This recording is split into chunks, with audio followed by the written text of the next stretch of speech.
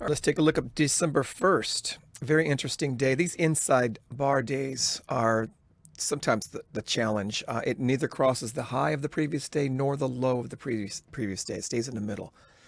And if we're only using the high and low of the previous day in this particular back test, it's hard to see what support and resistance areas there are other than that. So let's take a look here. We got the 5-minute chart here, and we really don't see much. We got here's something. We're really wanting this thing. It looks like a breaker block, a real nice breaker block, to be honest with you, but it just doesn't develop the way we want. It goes down, comes back up, breaks down, and breaks up, but it doesn't go past the low. This is still an area of interest. It's near the low, and I would say if it did develop a fair value gap in here somewhere, why not try it? And so what happens is we get something right here. We get this one right here. But it truly, depending on how fast these candles develop, if we jumped in on one of these candles and put our stop underneath this fair value candle here, we would have been stopped out of it. Unless we would have entered in again off the wick and momentum and idea and had some conviction, it could have worked pretty good. Here's one towards the high of the day. It doesn't go anywhere near the high of previous day. So it's just kind of floating in the middle of previous day. And we have near the top of the range, way up here, a fair value gap. And it doesn't have to, and it pulls back on the very next candle. That would have been a risky trade, but it did work. 2-to-1 probably on that before coming back down. And, I'm not going to go into the rest of the day. It's just choppy sideways. That's the 5-minute chart. That's all we get. That's all we get. Now, on the 1-minute chart, in the same area, we've got a bunch of different things to look at and to question. Okay, so let's look at the Judah swing at the 9:30 bell. It just goes straight down, creates a couple fair value gaps just on this one leg. And do you take fair value gaps hoping that it keeps going down when it pops up? No, not on the Judah swing down, not on the opening bell, not on one leg down. It pops up right through that fair value gap right there, but then it does tip into it a little bit. Can you see? I mean, for me, I don't want to have to trade every teeny tiny little wick. I just really want a good setup. So looking at this here, you could say this fair value gap that was created between that candle and that candle right there, fair value gap, it did test into it and it did work very good if you wanted to try that. I'm not saying don't. I'm just saying for me, I'm looking for breakers in this back test, breakers, and there's no breaker here. It doesn't penetrate the low of the day. It doesn't set up a zigzag pattern. It does have a fair value, and it did work. That's all I can say on that one. In terms of it being a reverse, so the fair value gap was created to the downside, by the way. So I should type in this was inverse. Actually, you know what it did? I just saw that. It created a fair value gap to the downside. The candle went right through it, and same fair value gap inversed. So that's what this is. Now I would be interested in that setup actually, but we're not doing a back test on inverse fair value gaps, but this was an interesting setup for another strategy that we have, but we're not back testing for that strategy. And that is when an inverse gets inversed, or when a fair value gap gets inversed by another fair value gap in the same area and is tested, it usually will go up to the upside. All right. And so there's an inverse to the downside that was created from this Judah swing down. Price comes all the way back up, and it if we were going to try to short that just because there's a fair value gap there, it wouldn't have worked. Okay, it just simply would not have worked. If it was two fair value gaps, one contradicting each other and then inversing on top, it might be worth a try. That's exactly what happened here. Two fair value gaps in the same area, one inversed, and it worked out. Okay, and it's a lot of times fair value gaps serve as areas of interest, and it's not that they are perfectly tested properly and work, perfect every time, but they are interesting in terms of areas for future trades. That's a different strategy. We're not talking about that here today. Now, this fair value gap right here that was inversed and tested down here and worked becomes another area of interest where it does create an opportunity to scalp up.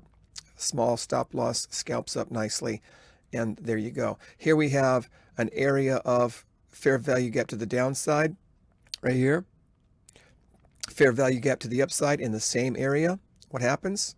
It tests it twice, works both times. I would say this is the best setup right here in my opinion. And also, it went back down to the low of the day, the low of yesterday. Best setup, okay? And I still would be wanting to see it. And the fact that the low of the previous days right here, I would really be wanting to see it sweep that area, you know. And I might not even try to take this trade because that would be in the way, and it might have affected my judgment on that. I would be thinking, no, it's going to go a little further, let it go through the low of the previous day, and let us see a setup. It never did. It never did. So these are the best setups over here off the area of the previous day. It didn't quite. Now, keep in mind, we're only looking at the previous day, the day candle. When we look at a 4-hour, a 15-minute, when we look at an hour chart, also, we probably could see that this actually did sweep down pretty far and took out a lot of stop losses on higher time charts. We don't see that because we're only using the previous day candle. So those things will come in hand when you develop a deeper, richer, more elaborate view of the whole thing. Okay, so what do we have here? Nice setups to the long side. Fair value gaps that become inversed and choppy and end up setting up for a longer run here. This I didn't see this one. This fair value gap works pretty good right here for this test. But I mean, you got to really be convicted and have a lot of variables that give you a reason to take it up. You know, let's see what the day looks like again. Yeah, I mean, if it's turning green and looks bullish, but you got the 8 EMA on the day chart in the way, flat, there's no momentum in the market. You know, it's not a lot of conviction for me that, hey, this thing's going to make a run to the top and just keep going. So if it's at the high of the day, it hasn't pulled back, perhaps. You see how this pulled back 50% right here? I would have wanted it to come back to this fair value gap right here. There's one right here, and I would have been interested in taking that trade right there. I really would have. If this came back down into that box right here, that would have been an interesting pullback enough. When it did pull back, it didn't pull back into anything I could trust on the 1-minute chart. This area could be considered for various reasons support. It comes down into the pintails, but we're testing a fair value gap strategy, not a support and resistance pintail strategy. So there's other ways of looking at this with other eyes, strategic eyes. But we have to stick to what we're testing. What we're testing right now is breaker blocks and fair value gaps, okay? And on the 5-minute chart, we get what looks like a breaker block, but no real good fair value gap in here to use, except for this one here that was choppy and penetrated beyond my stop loss and would have stopped me out, and would have been hard, maybe difficult to get back in it. If we did use this one, if we were successful at this one, this would have paid. It would have paid pretty good if the stop loss was out of the way far enough. If we could use the 1-minute chart to figure out where to get in. Right here's the let me figure out where that area is on the 1-minute chart real quick to see if I would have used the 1-minute chart a little bit better to get in on that. And it's possible that using the 1-minute chart could have given us a really good entry on that. Okay, so here's the 1-minute chart area. Okay, like I said, it didn't pull down into these for me. It had a fair value gap right at the top here. It had a fair value gap which got disrespected, and you never want to see that. You never want to see your fair value gap get disrespected, you know, and then chop around. Okay, let's take a look at it real close here. I'm trying to get in there so I can see what's going on. Yeah, it went up, fair value gap, came down, fair value gap in the same area. It looked like it was going to go a third time and be an inverse, tested it and go up. That would have been a good trade, but then it comes right back down, creates another fair value gap, goes up, creates another fair value gap, comes down, creates another fair value gap. So there's 1, 2, 3, 4, 5, 6 fair value gaps created in this area right here. And you're going to talk about how can I get in a trade on that, right? So it eventually does pop out and test. This is a good entrance right here, in my opinion, right? This once it chops around and it accumulates, and it breaks out right here with a strong. I mean, we could call this. Let's take a look at this. Is this a breaker? Does this produce a breaker kind of concept for us here? Up, down, up, down, and skyrockets up here, and then comes right down 50% into this fair value gap area right here.